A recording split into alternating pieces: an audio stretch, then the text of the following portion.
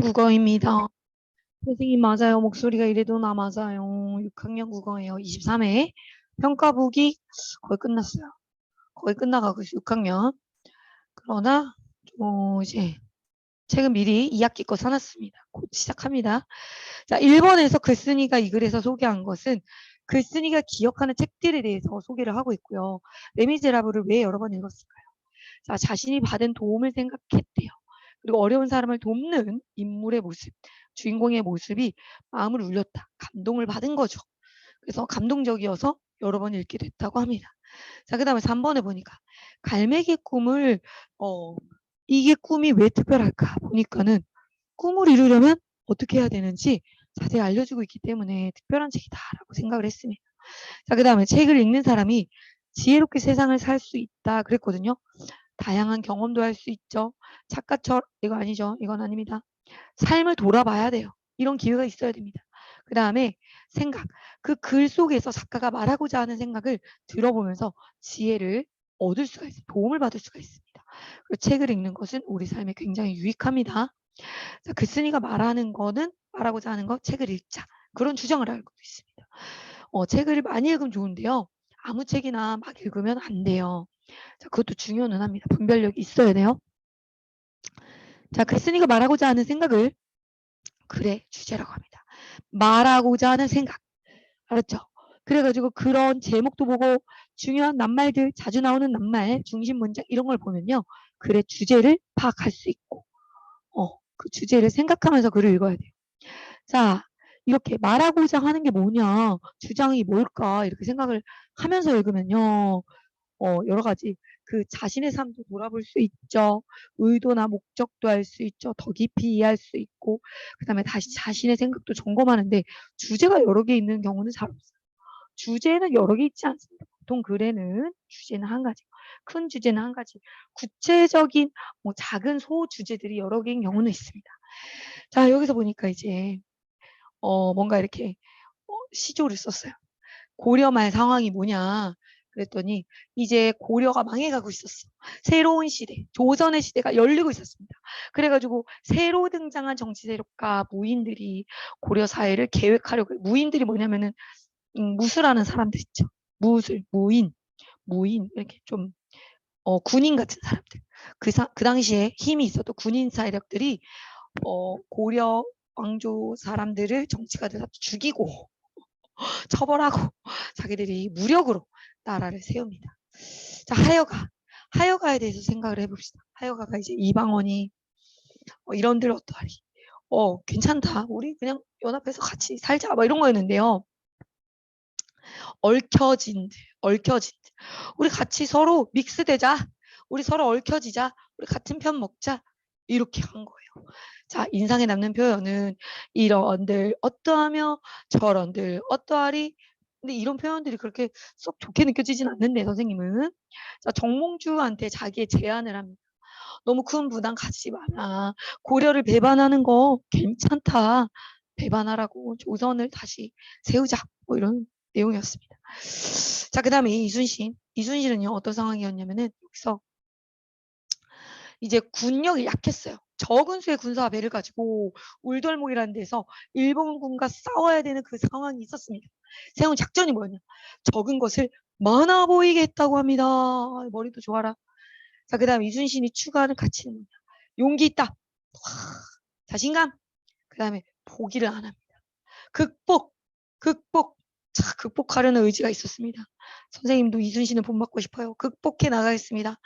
몽당깨비. 자, 여기서는 뭐였냐면은 버들이라는 인간을 사랑했죠. 그리고 샘을 기와집 뒤란으로 집 뒤편에 있죠. 뒷마당 쪽을 옮겨달라고. 집 가까운 데로 옮겨달라고 막 했어요. 그리고 기억은 뭐냐면 약속을 한 거야. 진짜 그쪽으로 그 집 뒤로 흐르도록 해주겠다. 샘 줄기를 쫙 빼내가지고 물을 이렇게 공급해주겠다. 그래가지고 이제 왜 그랬냐? 사랑했기 때문에 인간을 사랑한 도깨비. 그래가지고 이제 16번에 보니까 이제 또 내용 끝났네요. 도깨비 얘기 끝났고 왕가리 마타이 나무 심는다. 자, 파괴된 환경이 사람들에게 너무너무 큰 피해를 주고 고통을 준다는 걸 깨달아 공부를 해보니까 이게 너무 필요한 걸 알았던 거예요. 그래서 개혁을 하려고 했습니다. 자, 왕가리 마타이가 추구하는 가치는 최선, 끈기, 그 다음에 모두 자신의 이익만이 아니라 여러 사람 모두의 이익과 행복을 추구했다고 합니다. 자, 18번 보겠습니다. 기억에 들어갈 내용. 기억. 포기하지 않고 공헌을 지켜야 한다. 이렇게 생각했습니다. 지키기 위해서 노력한 방법이 뭐가 있습니까? 자신의 주장을 이제 언론에 신문사 기자들 쫙 부른 거예요. 그 다음에 정부에다가 막 편지도 썼어요. 적극적으로 자신의 목소리를 주장했습니다. 자, 이렇게 보니까 자신의 개인의 이익이 아니라 모두의 이익과 행복을 추구하는 것을 보면서 좀 돌아봐야 되겠죠, 여러분. 자신만 생각하지 마세요. 좀 더 반 친구들, 옆에 친구들도 같이 위해서 무언가를 할 수 있을까? 이런 걸 생각해 보는 어린이들이 되었으면 좋겠습니다. 자, 그 다음에 가보겠습니다. 가에서 파랑이가 몽당깨비와 의논을 했는데, 자, 지금 몽당깨비는 너무 지금 버들이만 보이는 거야. 몽당깨비가 버들이를 위해서 샘을 막 옮겨주고 막 이러면 도깨비들한테 너무 안 좋은데 꿰매 빠뜨리고 있어. 너 지금 속은 거야. 너 사기당하고 있어. 아이고 목소리 왜 이래. 자, 그랬거든요. 그런데도 친구 파랑이가 막 이렇게 설득을 했는데, 자, 그게 이제 그 내용은 또 구체적으로 나오죠. 자, 어떻게 됐을까요? 기억이란 이렇게 하잖아. 이번에는 그러면 그 부탁은 안 되겠어. 우리 같으면은 그 부탁은 안 될 것 같은데 이럴 수 있는데 몽당깨비는 믿음과 사랑을 추구했게 아니야.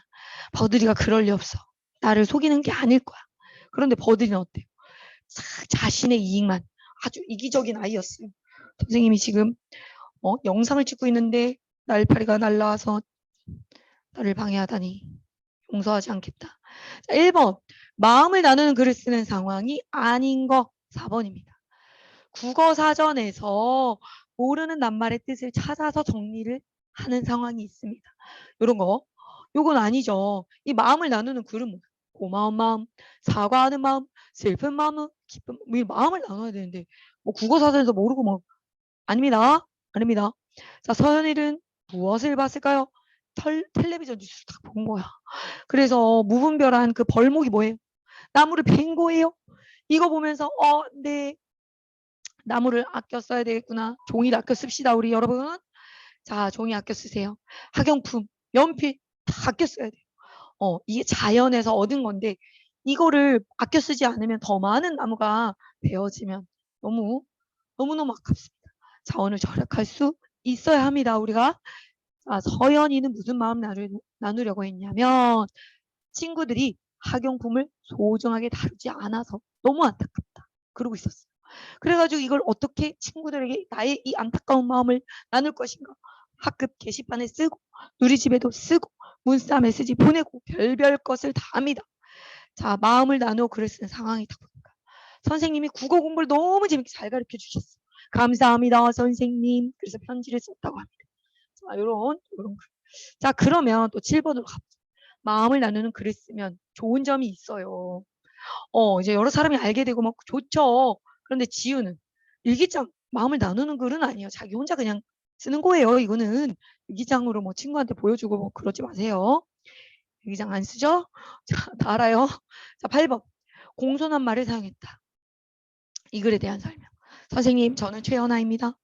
이러면서 선생님이 정말 고맙습니다. 그랬어요. 선생님한테. 고맙습니다. 막 이랬어요. 고마운 마음. 3번이죠. 3번. 감사한 마음을 나눴습니다. 자, 편지로 쓰면요. 자세히 표현할 수 있어.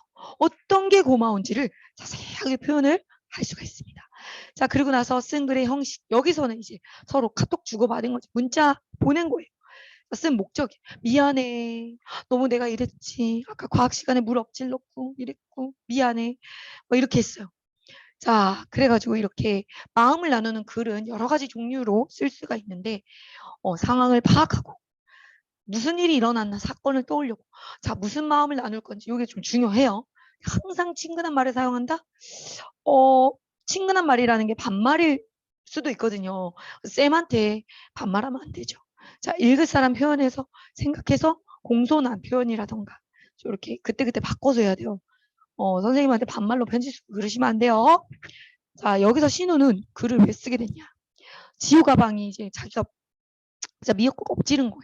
엄청 미안했겠죠. 자, 그래가지고 이제 처음에 이게 첫 부분이면 얘들아 첫 부분 이제 친구를 불러 먼저 인사를 해. 인사를 해. 그러니까 무슨 일이 일어났는지 딱 쓰고 또 뭔 마음이 들었는지 딱 쓰고 요렇게만 하면 되겠습니다. 아이고 빨리 했다. 수고했어요. 안녕.